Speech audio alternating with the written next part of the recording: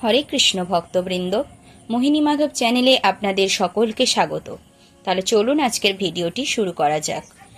ওং নমো ভগবতে বাসুদেবায়।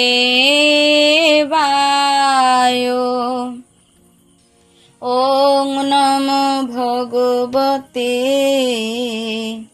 বাসুদেবায়।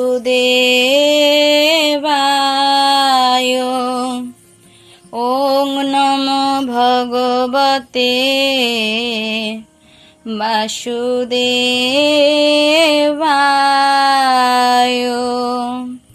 শ্রীমদ্ ভগবদ গীতা দ্বিতীয় অধ্যায় সাংখ্যযোগ, শ্লোক নম্বর 21। বেদ অবিনাশিনং নিত্যং এনং যমো ব্যয়ম কথং স পুরুষঃ পার্থ কং ঘাতয়ন্তি হন্তিকম।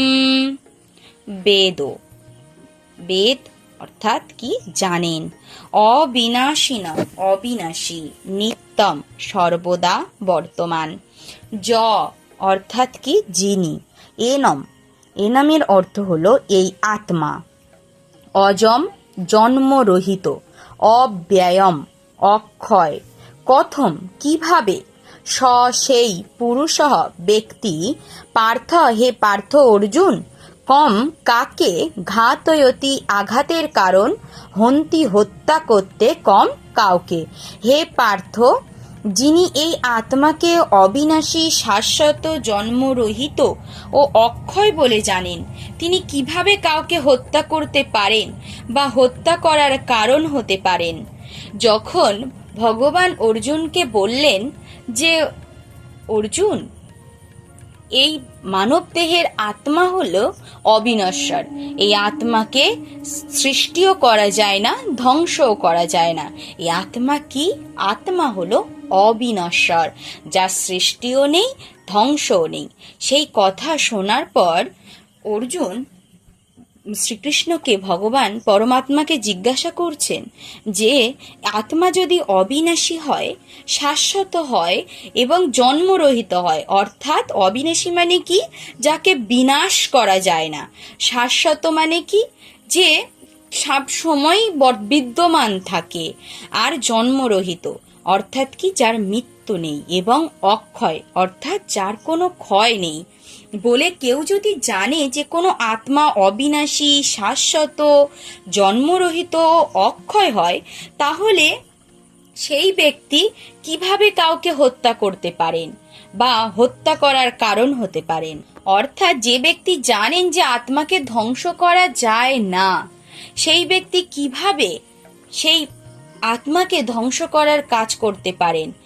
আসলে আত্মাকে ধ্বংস করা যায় না। আমরা ভাবি যে এই মানুষটিকে আমরা শেষ করে দেব বা ধ্বংস করে দেব, কিন্তু আদতেও কি আমরা তাকে ধ্বংস করতে পারি?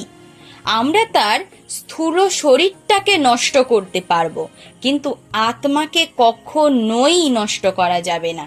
যারা আত্মহত্যা করে তারা কিন্তু নিজেদের বাহ্যিক যে স্থূল শরীর, শুধু সেটুকুরই ধ্বংস করতে পারে। ভিতরের যে আত্মা নামক যে যন্ত্রটি আছে তাকে কিন্তু ধ্বংস করা যায় না, কারণ আত্মা হচ্ছে অবিনাশী। বাসাংসি জীর্ণানি যথা বিহায় নবানি গৃহ্ণাতি নর অপরানি তথা শরীরানি বিহায় জীর্ণান্যানি সংয়াতি নবানি দেহি। বাসাংসি অর্থাৎ কি বস্ত্র, জীর্ণানি অর্থাৎ কি জীর্ণ, যথা যেমন, বিহায় পরিত্যাগ করে, নবানি নতুন বস্ত্র, গৃহ্ণাতি গ্রহণ করে, নরহ মানুষ, অপরাণী অন্য, তথা তেমনি, শরীরানি দেহ, বিহায় ত্যাগ করে, জীর্ণানি জীর্ণ, অন্যানি অন্য, সংয়াতি ধারণ করে, নবানি নতুন দেহ, দেহি দেহদারে। অর্থাৎ মানুষ যেমন জীর্ণ বস্ত্র পরিত্যাগ করে নতুন বস্ত্র পরিধান করে, দেহিও তেমনি জীর্ণ দেহ ত্যাগ করে নতুন দেহ ধারণ করে। অর্থাৎ আমরা যেমন আমাদের কোনো বস্ত্র পুরানো হয়ে গেলে সেটিকে আমরা ত্যাগ করে নতুন বস্ত্রকে নিজেদের শরীরে আভরণ করি বা পরিধান করি, ঠিক তেমনি আত্মাও যখন সেই দেহের বয়স হয়ে যায় তখন সেই দেহকে ত্যাগ করে আবার নতুন দেহের সন্ধানে যায়। এটি কিন্তু ভগবানের ইচ্ছে ছাড়া কখনোই সম্ভব নয়। পরমাত্মার কৃপার ফলেই জীবাত্মা ভিন্ন ভিন্ন দেহ প্রাপ্ত হয়। একজন বন্ধু যেমন আর একজন বন্ধুর মনোবাঞ্ছা পূর্ণ করে, পরমাত্মাও তেমন অনু ও আত্মার মনোবাঞ্ছা পূর্ণ করেন। আর এই আত্মা কি? এই আত্মা অনু ও পরমাণুর সদৃশ। পরমাণু সদৃশ জীবাত্মার এক দেহ ছেড়ে আর এক দেহ ধারণ করার তথ্যটি সর্বজন গ্রাহ্য। এমনকি আধুনিক যুগের বৈজ্ঞানিকেরা যারা আত্মার অস্তিত্বে বিশ্বাস করেন না, অথচ হৃদয় থেকে সঞ্চালিকা শক্তির ব্যাখ্যাও দিতে পারে না, তারাও দেহের পরিবর্তনের কথা স্বীকার করতে বাধ্য। এই পরিবর্তনের ফলেই দেহে শৈশব আসে, যৌবন আসে ও বার্ধক্য দেখা যায়। বার্ধক্যের পর আত্মা অন্য দেহ ধারণ করে। ভগবান এখানে অর্জুনকে উপদেশ দিয়েছেন তার বৃদ্ধ পিতামহ ও শিক্ষকের দেহগত পরিবর্তনের জন্য শোক না করতে। পক্ষান্তরে সেই ধর্মযুদ্ধে প্রাণত্যাগ করার ফলে তাদের বিভিন্ন দেহগত কর্মফলের প্রভাব থেকে অচিরেই তারা মুক্ত হবেন বলে তারা সুখী হওয়ার উচিত। যজ্ঞ ব্যতীতে অথবা ধর্মযুদ্ধে আত্মোৎসর্গ করলে তৎক্ষণাৎ সমস্ত কর্মের প্রভাব থেকে মুক্ত হওয়া যায় এবং উচ্চতর জীবন লাভ করা যায়। সুতরাং অর্জুনের শোক করবার কোনো কারণই ছিল না। ন এনং ছিন্দন্তি শস্ত্রাণি ন এনং দহতি পাবকঃ ন চ এনং ক্লেদয়ন্তি আপো ন শোষয়তি মারুতঃ। ন অর্থাৎ কি? না। এনম এই আত্মাকে ছিদন্তি ছেদন করতে পারে, শস্ত্রাণি অস্ত্রসমূহ ন না। এনম এই আত্মাকে দহতি দহন করতে পারে, পাবকঃ অগ্নি ন না। চ ও এনম এই আত্মাকে ক্লেদয়ন্তি আর্দ্র করতে পারে, আপহ জল ন না। শোষয়তি শুষ্ক করতে পারে, মারুতঃ বায়ু। অর্থাৎ আত্মাকে অস্ত্রের দ্বারা কাটা যায় না, আগুনেও পোড়ানো যায় না, জলে ভেজানো যায় না বা বায়ুর দ্বারা শুষ্কও করা যায় না।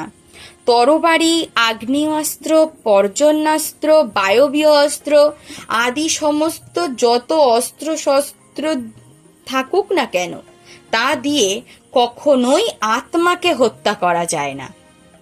আধুনিক আগ্নেয়াস্ত্র ছাড়াও মাটি, জল, বায়ু, আকাশ প্রভৃতি বিভিন্ন উপাদানের তৈরি অস্ত্রসমূহ অতীতে ছিল বলে জানা যায়।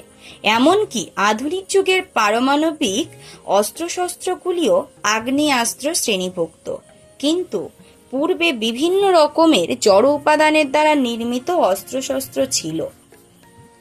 পর্জন্যাস্ত্রের দ্বারা আগ্নেয়াস্ত্রকে খণ্ডন করা হতো, যা আধুনিক বিজ্ঞানের কাছে অজ্ঞাত, কিংবা আধুনিক বৈজ্ঞানিকদের ঝটিকাস্ত্রের সম্বন্ধে কোনো জ্ঞানই নেই। যাই হোক, নানা রকম সমস্ত অস্ত্রশস্ত্র তথা বৈজ্ঞানিক কোনো সরঞ্জামের দ্বারাই আত্মাকে ছেদন করা বা ধ্বংস করা যায় না। মায়াবাদীরা ব্যাখ্যা করতে পারে না কেমন করে জীবাত্মা নিতান্তই অজ্ঞতার ফলে জড় অস্তিত্ব লাভ করে এবং মায়াশক্তির দ্বারা আচ্ছন্ন হয়ে পড়ে, কিংবা আত্মাকে তার উৎস পরমাত্মার থেকেও কখনো বিচ্ছিন্ন করা সম্ভব নয়, বরং স্বতন্ত্র জীবাত্মাগুলি পরমাত্মার থেকেও কখনো বিচ্ছিন্ন করতে পারবে না। জীবাত্মাগুলি পরমাত্মার শাশ্বত বিভিন্ন অংশ, যেহেতু পরমাণু সদৃশ জীবাত্মা নিত্য, তাই তাদের বহিরঙ্গা মায়াশক্তির দ্বারা আচ্ছাদিত হয়ে পড়ার প্রবণতা দেখা যায় এবং এভাবে তারা ভগবানের সান্নিধ্য থেকে বিচ্যুত হয়ে পড়ে। ঠিক যেমন আগুনের স্ফুল্লিঙ্গ গুণগতভাবে আগুনের থেকে অভিন্ন হওয়া সত্ত্বেও আগুনের থেকে বিচ্ছিন্ন হলেই নিভে যায়, ঠিক তেমনি ভগবানের থেকে, পরমাত্মার থেকে যদি আত্মা বিচ্ছিন্ন হয়ে যায় তবে সে ভুল পথে চালিত হয়। তখন আর সে এই মায়ার বন্ধন থেকে মুক্ত হতে পারে না। একমাত্র ভগবান শ্রীকৃষ্ণের ভগবত তত্ত্ব জ্ঞান লাভ করার মাধ্যমেই এই আমাদের আত্মার ভগবত ধাম প্রাপ্ত হয়, আত্মা মুক্ত হতে পারেন। হরে কৃষ্ণ। ওম সর্বে ভবন্তু সুখিনা, সর্বে সন্তু নিরাময়া, সর্বে ভদ্রাণি পশ্যন্তু, কশ্চিৎ দুঃখমাপ্নুয়াৎ। ওম শান্তি, ওম শান্তি, ওম শান্তি। হরে কৃষ্ণ কৃষ্ণ কৃষ্ণ হরে হরে, হরে রাম রাম রাম হরে হরে। হরে কৃষ্ণ ভক্তবৃন্দ, যদি আপনাদের ভিডিওটি ভালো লেগে থাকে একটি লাইক করে দেবেন। ধন্যবাদ।